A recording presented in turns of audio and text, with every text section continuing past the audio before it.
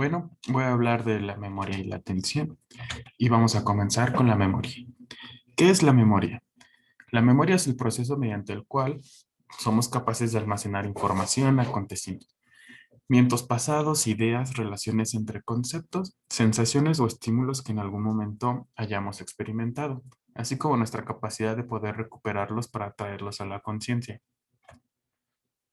La memoria implica tres procesos, que es la recepción, selección y el tratamiento de la información que recibió nuestro cerebro de los distintos órganos, la codificación y el almacenamiento de la información que percibió y la capacidad para volver a acceder a dicha información.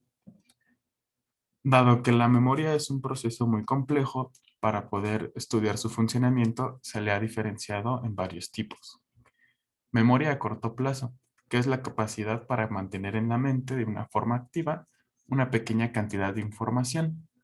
Y la memoria a largo plazo, que es la que nos permite codificar y retener información durante un largo periodo de tiempo.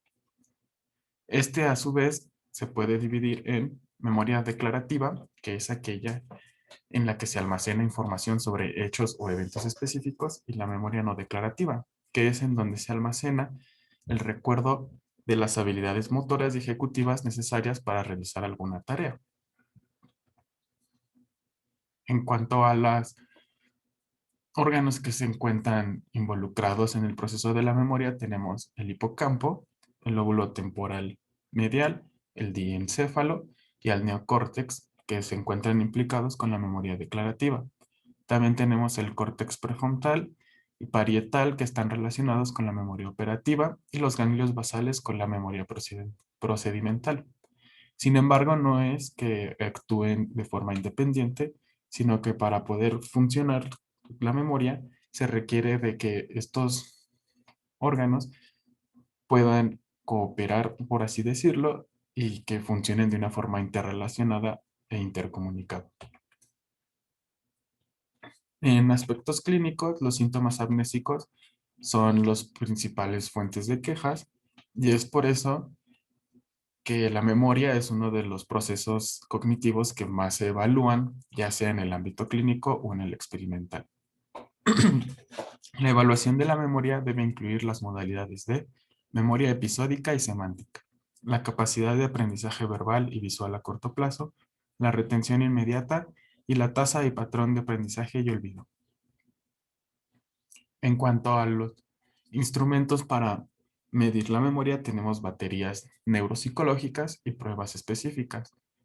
Las baterías neuropsicológicas se utilizan para medir evaluar de forma extensa los procesos cognitivos, mientras que las específicas valoran un proceso en concreto.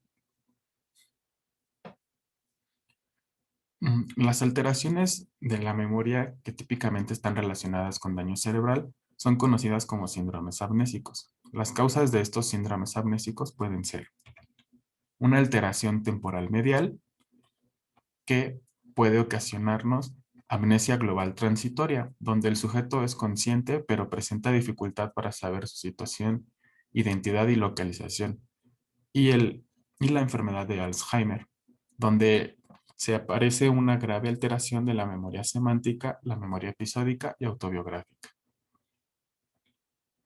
También, si hay una alteración en el área diencefálica, produce el síndrome de Korsakov, donde el paciente presenta dificultades en la memoria a corto plazo, así como amnesia retrógrada, especialmente para hechos y eventos acaecidos en los últimos años. Sin embargo, no con los eventos ocurridos en épocas más antiguas, ya que la memoria procedimental se preserva.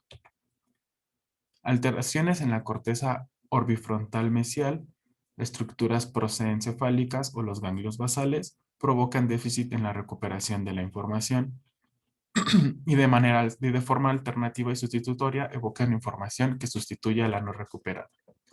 También tenemos accidentes vasculares, epilepsia, traumatismo cráneoencefálico o el envejecimiento.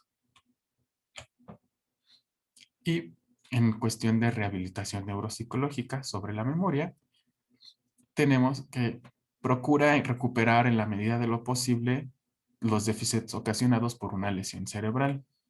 Para rehabilitar la memoria se utilizan principalmente técnicas de restauración, reorganización y compensatorias. Las de restauración buscan conseguir un aprendizaje de listas de datos a través de la práctica, la repetición y la organización de la información. Las técnicas de reorganización buscan sustituir una función o habilidad dañada por otra que se encuentre menos afectada o que esté preservada. Tenemos también el aprendizaje sin error. Para el aprendizaje de nueva información se pretende que la persona no cometa ningún error en la codificación o en la evocación y así se evita que se refuercen las respuestas incorrectas. Tenemos la recuperación espaciada, donde se busca la autonomía del paciente en las actividades de la vida diaria y el paciente debe recordar determinada información en breves periodos de tiempo que paulatinamente se van aumentando. Si puede aumentar sus espacios de tiempo de 15 minutos a 1 hora, se considera que la técnica está provocando un efecto positivo. Tenemos las técnicas de compensación que proponen soluciones en las cuales se trata de compensar el déficit usando procesos que no han sido afectados. Por ejemplo, tenemos las claves ambientales donde se utilizan elementos externos. Puede ser notas o dibujar una ruta con flechas para indicar al paciente qué camino seguir. Y tenemos estrategias compensadoras electrónicas, que es simplemente el uso de recursos electrónicos como una clave ambiental, teléfonos, grabaciones, etc. Entonces, ahora pasaremos con la atención, que es el sistema selectivo que permite procesar la información de forma eficiente. El proceso de la atención, además, usa otros recursos, como es la memoria, funciones ejecutivas y la memoria de trabajo. Las características de la atención son que es un sistema neural complejo. Quiere decir que no es una sola estructura neurológica la que esté involucrada en la atención, sino que para que pueda ser gestionada se requiere la participación de varias estructuras del encéfalo que interactúan de forma armónica y coordinada. También es un sistema multimodal. La atención está situada entre muchas funciones y algunas son más pasivas y otras exigen mayor selectividad y esfuerzo cognitivo. También tenemos que es un filtro selectivo.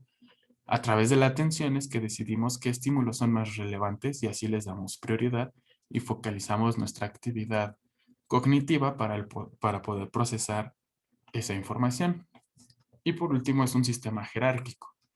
Quiere decir que todos los procesos de la atención están establecidos en una especie de pirámide donde algunos tienen mayor peso cognitivo. Por ejemplo, los que son activos y voluntarios.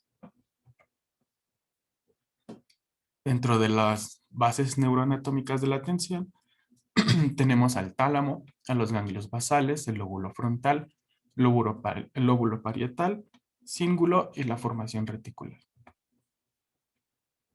Y los trastornos de la atención, podemos mencionar al trastorno por déficit de atención, el coma o el mutismo asinético.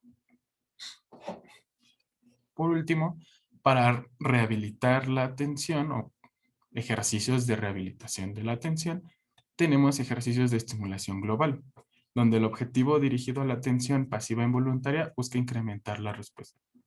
Tenemos, por ejemplo, la modalidad auditiva, donde escucha sonidos y decir de dónde viene o levantar la mano cuando la música pare. La modalidad táctil, donde decimos sí cuando el terapeuta palpe el dorso de la mano 2 veces seguidas y no cuando el toque sea solo uno. Y otra modalidad auditiva donde se presta atención a vehículos de determinado color. Tenemos la estimulación de atención focalizada y sostenida en su modalidad auditiva, donde se escucha una narración y se aplaude cada que se escuche una palabra determinada, y en modalidad visual, donde se tacha un determinado símbolo por 1 o 2 minutos y se tachan sílabas o palabras en un periódico. Por último, tenemos ejercicios de atención selectiva, que buscan mantener una respuesta ante estímulos diversos, aumentar la capacidad de concentración y resistencia a la interferencia, como encender la televisión o radio al mismo nivel de volumen y dirigir el foco atencional solo a uno. Y hemos terminado.